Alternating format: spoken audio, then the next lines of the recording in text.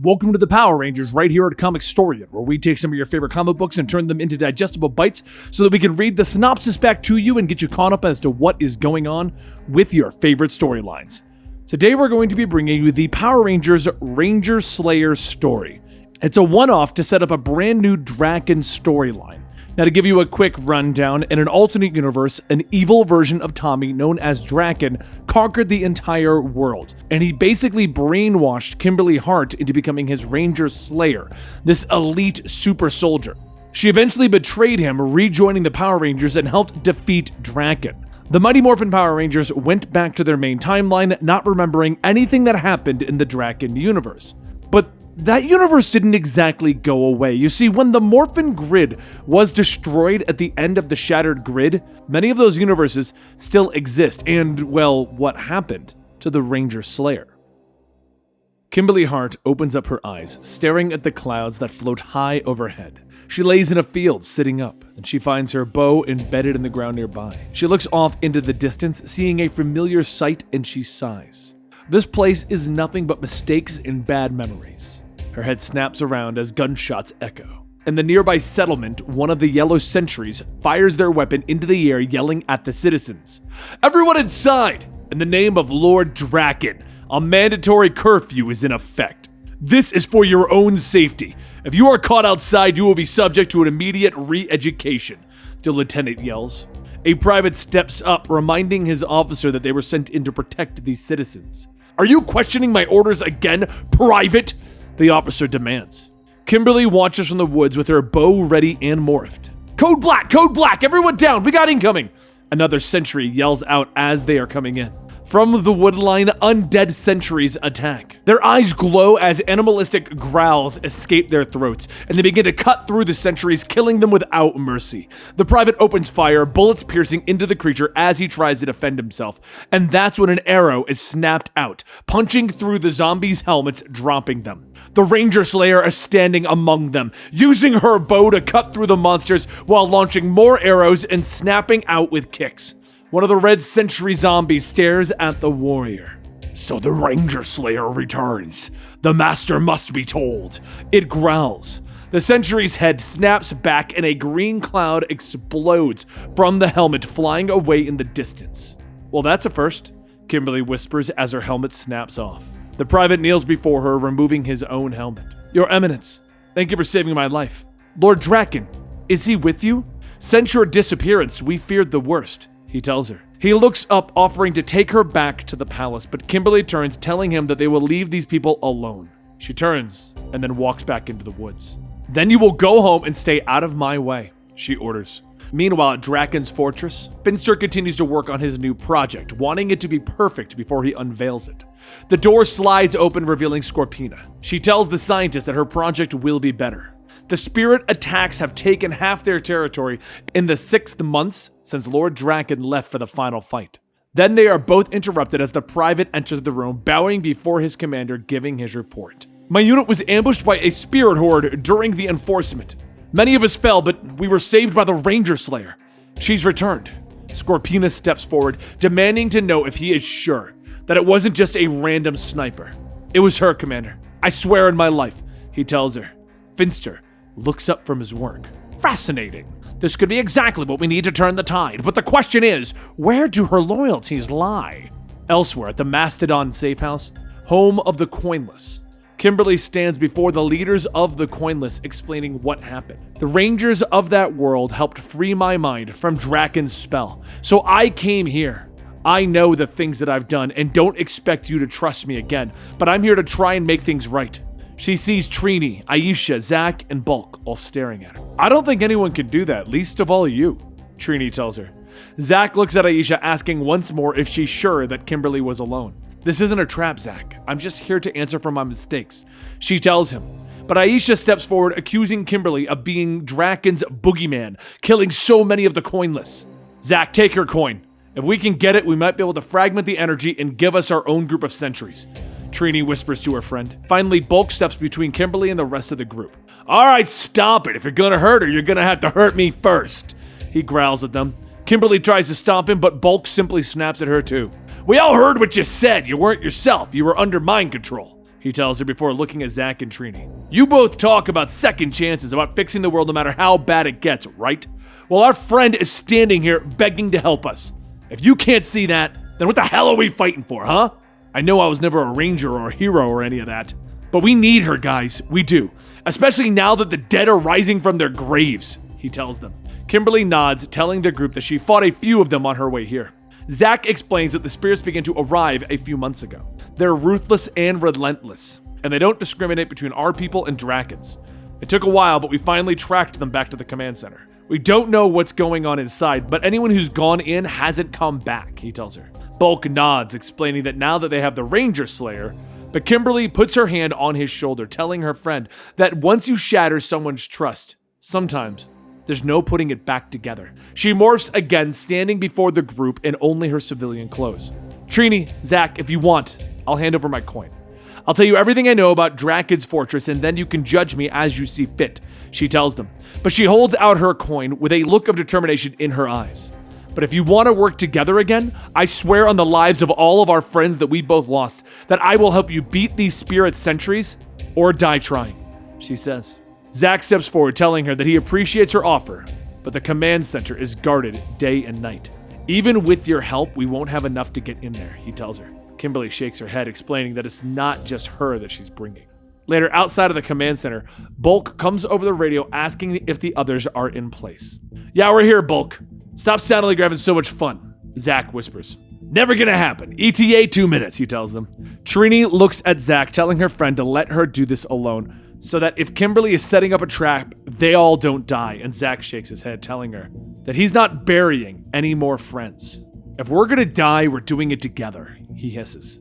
Bulk's back on the radio, telling them that they have incoming just as the graveyard leaps into the battle. Zach and Trini looks like they're taking the bait. You've got the green light, good luck, Kimberly reports from inside her cockpit. I'm piloting a Zord. This is the greatest day of my life.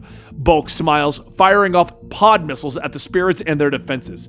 You enjoying yourself there, big guy? Kimberly asks. I think I just peed a little, Bulk whispers. The rest of the group slip inside, moving through the halls of the command center, and around them the building has been redecorated with the bodies of the fallen. They reach the center, finding a throne with a familiar staff sitting next to it, and Trini suddenly dashes across the room. Saving us, Trini cries, but the staff suddenly floats out of her reach, ringed by green magic. So close! A voice hisses from the darkness of the chamber. But you know what they say, Trini. You can't outrun death. Welcome home, Power Rangers! Rita smiles down at them as she floats from the shadows. Zach is stunned as he turns, trying to order the others to run, but they've already been pulled into the shadows, and he turns back to find Rita floating just in front of him. Finally! Some privacy so the three of us can catch up properly. She smiles. Zach yells, pulling free his axe, swinging it at the witch, but the blade, it passes right through Rita Repulsa. Oh, Zach! You don't know how ghosts work, do you? She taunts, and reaching out, she grasps him by the neck, lifting him into the air. Remember long ago when I offered to make you my Green Ranger?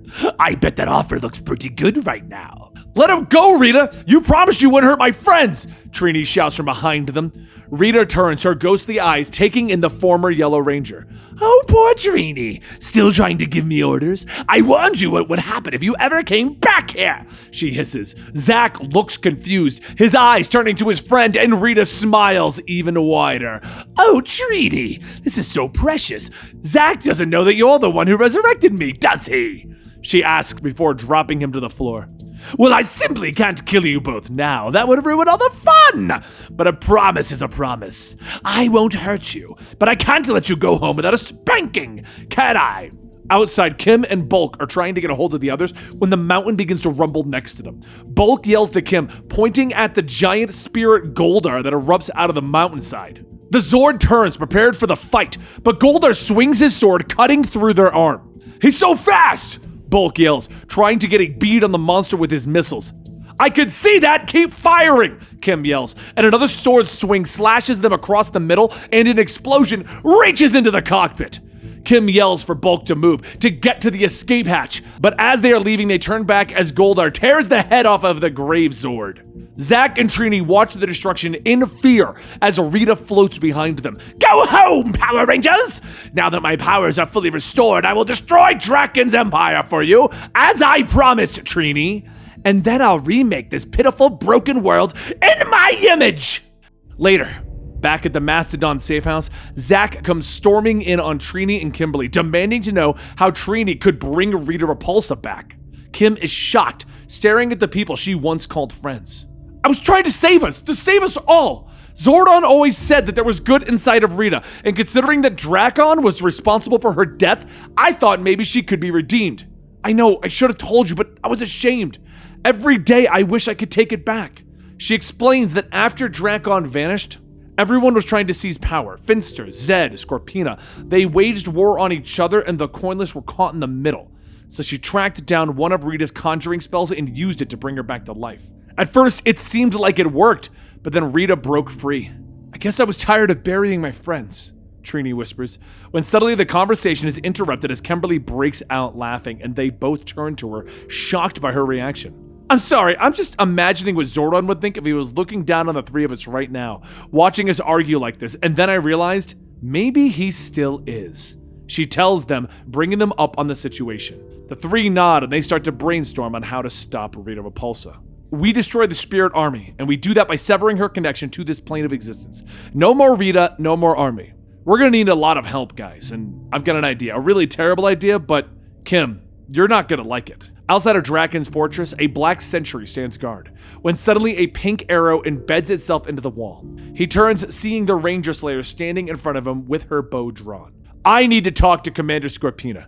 If you like your head, don't make me ask again, she tells him. The sentry takes them to the throne room where Scorpina is surrounded by her other sentries, and Kim explains that she failed to find Lord Drakon, but she can honor him by defending his empire.